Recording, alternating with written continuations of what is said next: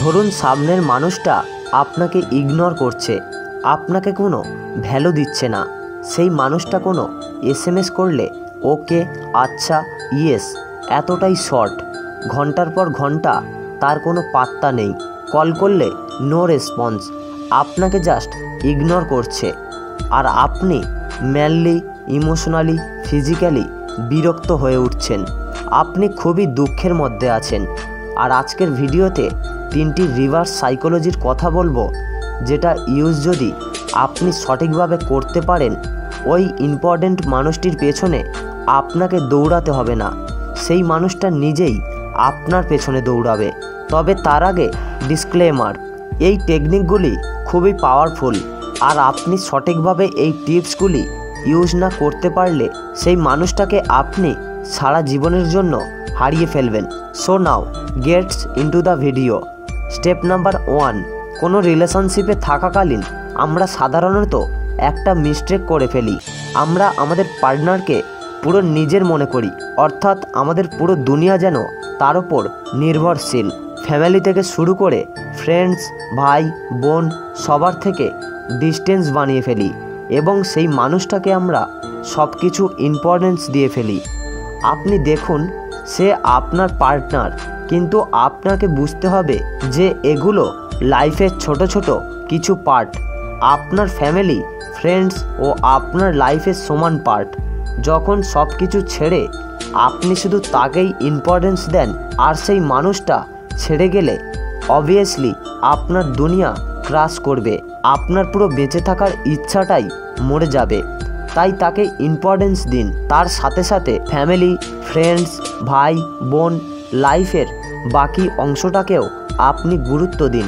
এর কারণে যখন আপনার লাইফ থেকে একটা পার্ট হারিয়ে যাবে, বাকি পার্টগুলি ঠিকই আপনাকে ব্যালেন্সে আনবে। সেই মানুষটা যদি ছেড়ে চলেও যায়, আপনার মা, বাবা, ভাই, বোন, বন্ধু সবাই কিন্তু আপনার জন্য রয়েছে। হ্যাঁ, অবশ্য আপনার কষ্ট হবে, কিন্তু আপনি সেটা ওভারকাম করে নিতে পারবেন।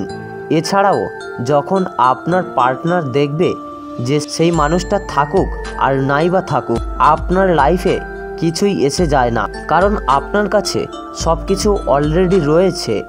আর সেই সময় তার পাওয়ার অনেক কমে যাবে, ইগো বুস্টও হবে না। সে আপনাকে ততটাই ইম্পর্টেন্স দেবে যতটা আপনি দেন। মনে রাখবেন, one sided love is possible, কিন্তু ওয়ান সাইডেড রিলেশনশিপ কখনোই পসিবল নয়। তাই দুজনেরই ইন্টারেস্ট যেন একটা রিলেশনশিপে সমান থাকে। স্টেপ নাম্বার 2, আপনাকে যখন কেউ ইগনোর করে তার পেছনেও একটা সাইকোলজি কাজ করে। দেখুন, যখন কোনো মানুষ আমাদের পেছনে দৌড়ায়, আমাদেরকে চেস করে, আমাদের ইগো স্যাটিসফাইড হয়, আমাদের বেসিক্যালি ব্যাপারটা ভালো লাগে। আমরা এনজয় করি যে হ্যাঁ, কোনো একজন মানুষ আছে যে আমাদের এতটা ভালোবাসে, আমাদের পেছনে পড়ে রয়েছে, কান্নাকাটি করছে। যার মধ্যে এই টেন্ডেন্সি বেশি থাকে, সে মানুষকে ইউজ করে, তাকে কষ্ট পেতে দেখে একটু নারকীয় আনন্দ পায়। বেসিক্যালি বারবার মানুষকে ম্যানিপুলেট করতে থাকে। এখন শুধু আপনাকে বুঝতে হবে এই সিচুয়েশানে আপনাকে কি করতে হবে আর কি করলে এই ইগো স্যাটিসফ্যাকশান বন্ধ হয়ে যাবে। যেদিন আপনি ইগো ফিট করা বন্ধ করবেন, সেদিন থেকে সে আপনার জন্য সম্পূর্ণ পাগল হয়ে যাবে এবং আপনার পেছনে দৌড়াতে শুরু করবে। দেখুন, ইমোশন সবার মধ্যে রয়েছে, কারণ আমরা হিউম্যান বিংস, তার মধ্যেও রয়েছে। তবে সে সেটা দেখায় না যতটা আপনি দেখান। তাই এই মুহূর্ত থেকে আপনার প্রথম পদক্ষেপ হলো এক্সপেকটেশনকে কমানো এবং নিজের ইমোশনকে কন্ট্রোল করা। আর সে যদি আপনাকে ইম্পর্টেন্স নাও দেয়, আপনি তাকে ঘুরিয়ে ইম্পর্টেন্স দেওয়া বন্ধ করুন। দেখুন, রিভার্স সাইকোলজি 100% কাজ করে। তাই যখন সেই মানুষটা দেখাবে যে আপনি তাকে আগের মতো ইম্পর্টেন্স দিচ্ছেন না, তার ক্রেভিংস বাড়বে, আপনার প্রতি ভ্যালু বাড়বে, গুরুত্ব বাড়বে। আর কিছুদিন নো কন্ট্রাক্ট ফলো করুন। দেখুন, একটা সম্পর্ক 50-50 মেথডে চলে। আপনি তাকে যতটা সম্মান এবং গুরুত্ব দেবে, তাকেও ঠিক সমানভাবে সম্মান এবং গুরুত্ব দেওয়া উচিত। তবেই সম্পর্কটি ধীরে ধীরে এগিয়ে যাবে। আর যখন আপনি কল টেক্সট করা বন্ধ করবেন, ইম্পর্টেন্স দেওয়া বন্ধ করবেন, তখন তার মধ্যে আপনাকে হারিয়ে ফেলার ভয় থাকবে এবং সে নিজে থেকেই আপনাকে কল টেক্সট করা শুরু করবে। তাই অ্যাটলিস্ট 1 উইক বা 1 মান্থ এর জন্য তাকে ইম্পর্টেন্স দেওয়া বন্ধ করুন। সমস্ত রকম কন্ট্রাক্ট বন্ধ করুন। স্টেপ নাম্বার 3, এই স্টেপটি সবথেকে বেশি ইম্পর্ট্যান্ট, কারণ এটা ছাড়া বাকি স্টেপগুলি ফলো করা অসম্ভব। আপনাকে স্যাড স্ট্যাটাস দেওয়া বন্ধ করতে হবে।